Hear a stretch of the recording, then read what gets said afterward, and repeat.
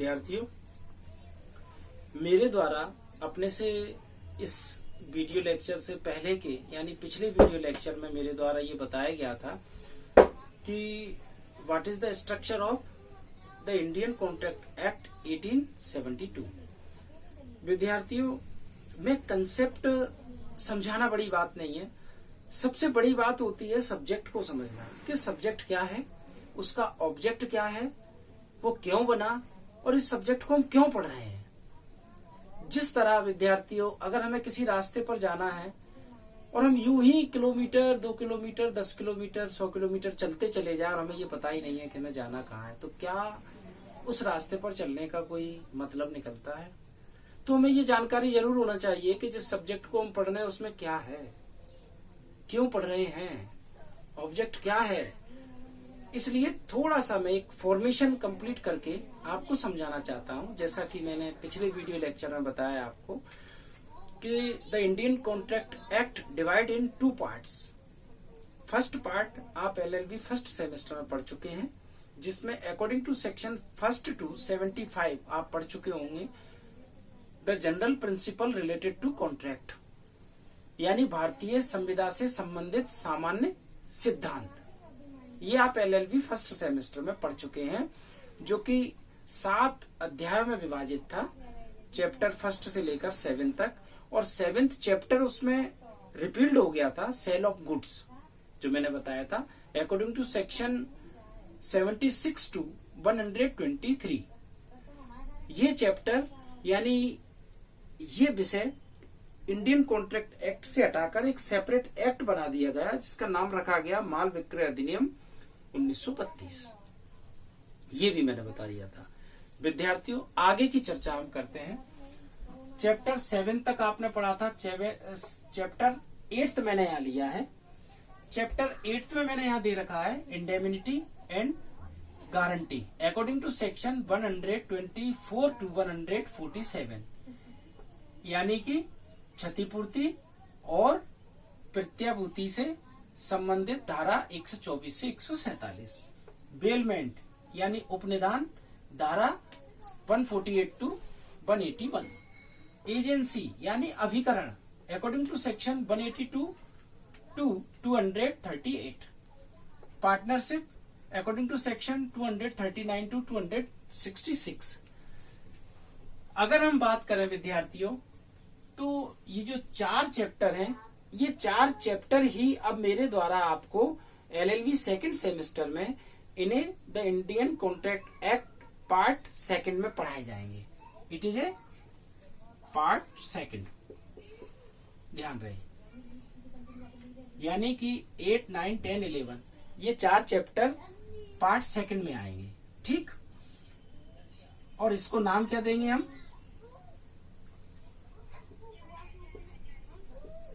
Specific contract और special contract,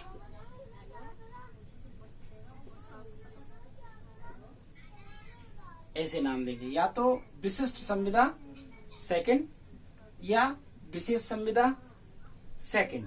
इस तरह से हम इसको नाम देंगे। 1 by 1 करके हम इसमें समझ लेते हैं। जैसे कि 8th चैप्टर में दे रखा है इंडेमिनिटी, इंडेमिनिटी एंड गारंटी। किसे कहते हैं इंडेमिनिटी और गारंटी क्या है? अकॉर्डिंग टू सेक्शन मैंने यहाँ दे रखा है 124 to 147। किसे कहते हैं इंडेमिनिटी? इंडेमिनिटी से तात्पर्य है क्षतिपूर्ति।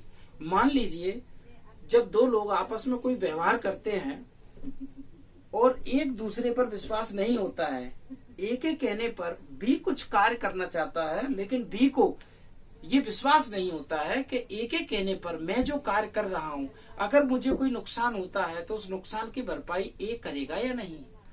तो ऐसी स्थिति में एक तीसरा व्यक्ति सी एंटर होता है, जो ये कहता है कि ए के कहने पर बी जो काम कर रहा है, अगर बी को कोई नुकसान होता है और उस नुकसान की भरपाई ए नहीं करता है, तो मैं सी उस ए के पार्ट पर उस नुकसान की भरपाई करूंगा।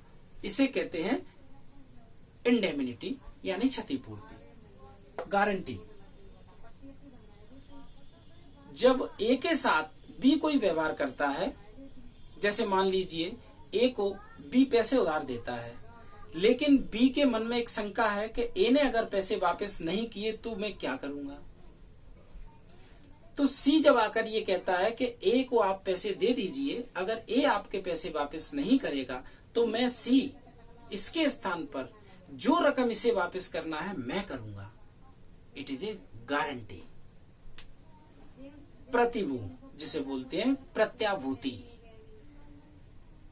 Bailment according to section 148 to 181। Bailment यानी उपनिधान। उपनिधान से तात्पर्य जब कोई व्यक्ति ए जब किसी बी से ये कहता है कि आज मुझे अमुक अमुक समय के लिए, इतने समय के लिए आपकी इस विषय वस्तु की जरूरत है, आप मुझे अपनी ये वस्तु इतने समय के लिए दे दें, और जैसे ही मेरा वो काम पूरा हो जाएगा मैं उस काम के खत्म होते ही आपकी उस वस्तु को या तो आपको वापस कर दूंगा, या आप जिस व्यक्ति को वापस करने की कहेंगे मैं उसे वापस कर दूंगा। ये उपनिधान है। ठीक। एजेंसी 182 से लेकर 238। अभिकरण। ध्यान रखिए विद्यार्थियों, कोई भी काम हम करते हैं, नौकरी करते हैं, बिजनेस व्यापार करते हैं, लेकिन सबका स्ट्रक्चर अलग अलग है।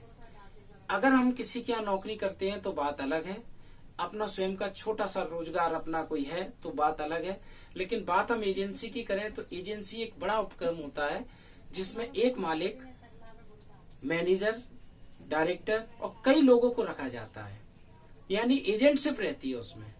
ऊपर से एक मेन व्यक्ति, उसके नीचे कई सारे लोग। तो जब एक व्यक्ति अपने दो हाथों से कार्य न करते हुए कई हाथों से कार्य लेता है तो उसे बोलते हैं एजेंसी। अभिकरण। अभिकरण के बारे में हम धारा 182 से 238 तक समझेंगे। At least in a last, according to chapter 11, partnership, according to section 239 to 266. Partnership धारा 239 से लेकर 266 में बताया गया है, लेकिन ध्यान रहे विद्यार्थियों, जिस तरह आपके एलएलबी फर्स्ट सेमेस्टर में कॉन्ट्रैक्ट एक्ट पार्ट फर्स्ट में 7th चैप्टर जो था उसमें सेल ऑफ गुड्स, जो कि धारा 76 से लेकर 123 तक था, उसे मैंने बताया गया था रिपील्ड कर दिया गया है, उसे आपने नहीं पढ़ा होगा। ठीक उसी तरह यहाँ कॉन्ट्रैक्ट सेकंड यानी कि स्पेशल कॉन्ट्रैक्ट या स्पेसिफिक कॉन्ट्रैक्ट में 11th चैप्टर जो कि पार्टनरशिप से जुड़ा हुआ है, according to section 239 to 266, it is a totally repealed. यहाँ से हटा दिया गया है, इस चैप्टर को कॉन्ट्रैक्ट सेकंड से हटा दिया गया है, ये हमें नहीं पढ़ना है। हम पढ़ेंगे सिर्फ क्या 8, 9, 10, यानी कि 3 चीजें पढ़ेंगे हम। Indemnity guarantee according to section 124 to 147, bailment 148 to 181, agency 182 to 238। ये 3 चीजें पढ़ेंगे। इन्हीं तीनों चीजों में बीच बीच में कई सारी चीजें आएंगी, जैसे कि गिरवी।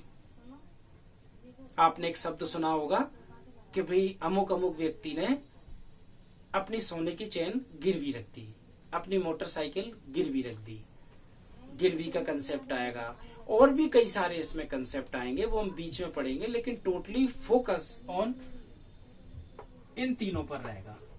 ये 3 चैप्टर हम कॉन्ट्रैक्ट सेकंड में पढ़ेंगे विद्यार्थियों।